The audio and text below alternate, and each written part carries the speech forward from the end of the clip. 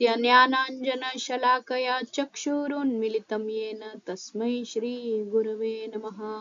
जय श्री कृष्ण चैतन्य प्रभु नित्यानंद, श्री अद्वैत गदाधर श्रीवासादि गौर भक्तवृंद। हरे कृष्णा कृष्णा कृष्णा हरे हरे, हरे राम राम राम हरे हरे। आज आपण बघणार आहोत गरुड पुराण सारोद्धार। गरुड पुराणाचा हा जो भाग आहे याच्यात एकूण 16 अध्याय आहेत आणि 17वा जो आहे तो गरुड पुराणाच्या श्रवणाच्या महत्वाचा आहे। तर आपण पहिल्या अध्यायाला सुरुवात करूया। अध्याय पहिला, पाप्यांच्या वाट्याला येणाऱ्या यातनांचे वर्णन। श्री विष्णू हे ईश्वर रूपी सर्वश्रेष्ठ वृक्ष आहेत। ईश्वर रूपी वृक्षाची मुळे म्हणजे धर्म, फांद्या म्हणजे वेद, यज्ञ ही फुले आणि मोक्ष हे फळ आहे। अशा परमश्रेष्ठ विष्णूला माझा नमस्कार आहे। श्री विष्णूंचे क्षेत्र नैमिषारण्यात शौनकादी ऋषींनी स्वर्गप्राप्तीसाठी सहस्त्रवार्षिक यज्ञाला सुरुवात केली। रोजचे कर्म, अग्निहोत्र इत्यादी संपवून शांतपणे बसलेल्या श्री सूतजींना आदराने प्रश्न विचारला।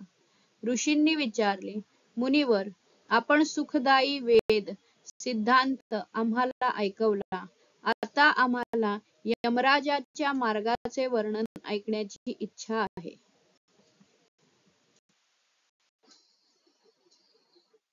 संसारातील दुःख आणि कष्टांचा नाश करण्याचा उपाय आणि या लोकातील आणि परलोकातील दुःखांचे वर्णन करण्यास आपण समर्थ आहात। कृपया आपण ते वर्णन आम्हाला ऐकवाल का? त्यावर सूतजी म्हणाले, पापी लोकांसाठी दुःखदायक आणि पुण्यवान लोकांसाठी सुखदायी अत्यंत दुर्गम यममार्गाचे वर्णन मी आपल्या हितासाठी सांगतो। हाच प्रश्न गरुडाने विचारल्यावर स्वर्गात आरामात बसलेल्या भगवान विष्णूने जे गरुडाला सांगितले तेच मी आपल्याला ऐकवतो। असे म्हणून सूतजी म्हणाले, ऐका। गरुडाने विचारले, देवादिदेव, आपण मला भक्तीचे अनेक मार्ग तसेच भक्तांच्या अनेक कथा ऐकवल्या आहेत। आता मला भक्तीकडे पाठ फिरवलेल्या लोकांना दुर्गम यममार्गातून कसे जावे लागते ते ऐकावयाचे आहे। यममार्गातून जाताना कोणत्या अडचणीतून जावे लागते ते सांगावे। भगवान, आपले नाव घेणे सोपे आहे। आपल्याला बोलायला तोंड दिले आहे, त्याच तोंडाने आपले नाव घेणे सहज शक्य आहे। असे असताना आपल्या भक्तीकडे पाठ फिरवून जे नराधम नरकात जातात त्यांचा धिक्कार आहे। पापी जनांची जी दुर्गती होते त्यांना नरकात जावे लागते, तिथे त्यांना कोणती दुःखे सहन करावी लागतात ते कृपया सविस्तर सांगाल का? त्यावर भगवान विष्णू म्हणाले, पक्षीराज गरुड, मी त्या भयानक यममार्गाचे वर्णन करतो। त्या मार्गाने पापी जनांना जावे लागते। ते वर्णन ऐकणाऱ्यांच्या अंगावरही काटा येईल, पण तुझ्या आग्रहाखातर मी ते सांगतो। जे लोक सतत पापमग्न असतात त्यांना दया धर्म काही माहित नसतो, ते वाईट संगतीतच राहतात।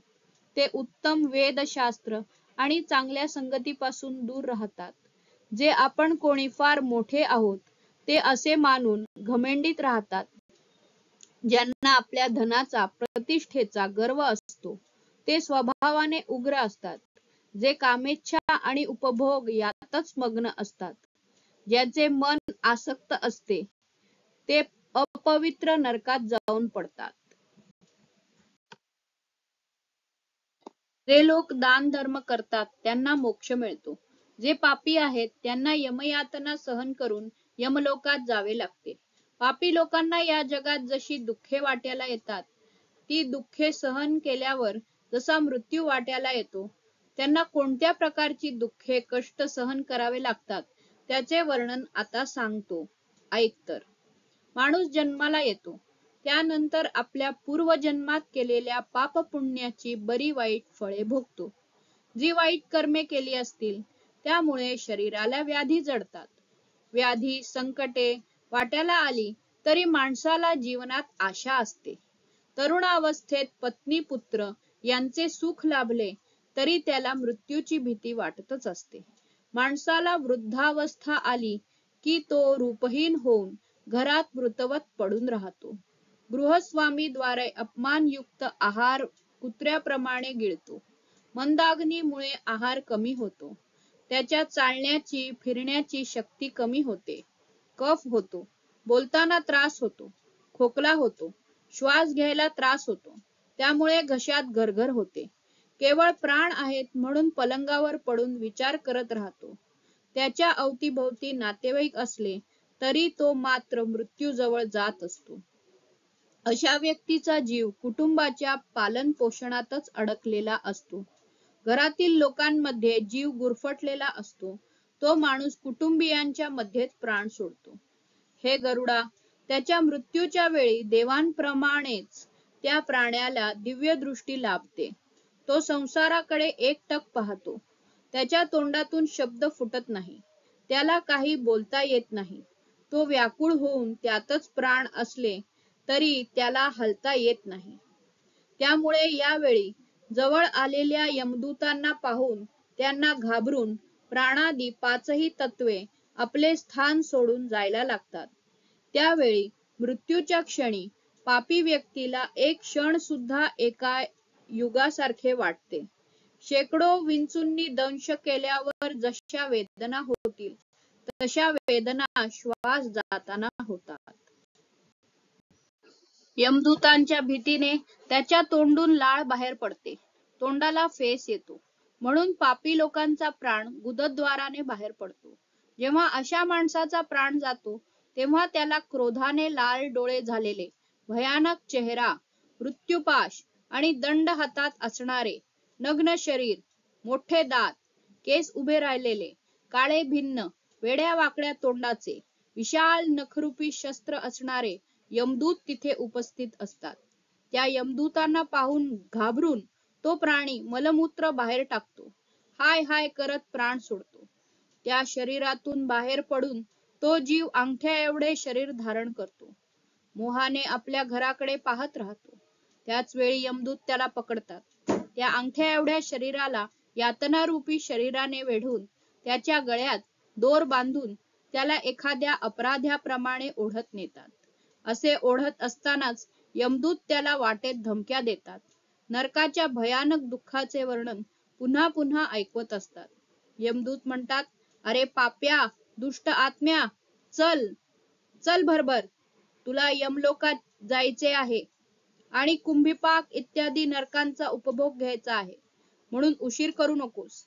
यमदूताचे बोलणे आणि आपल्या नातेवाईकांचे विलाप ऐकत तो जीव दुःखी होतो. यमदूत त्याला धमकावत असतात. ते धमकावणे ऐकून व्याकुळ होतो, भयभीत होतो. केलेल्या पापाचे त्याला स्मरण होते. यमाग्नीत जाताना त्याला कुत्री चावतात.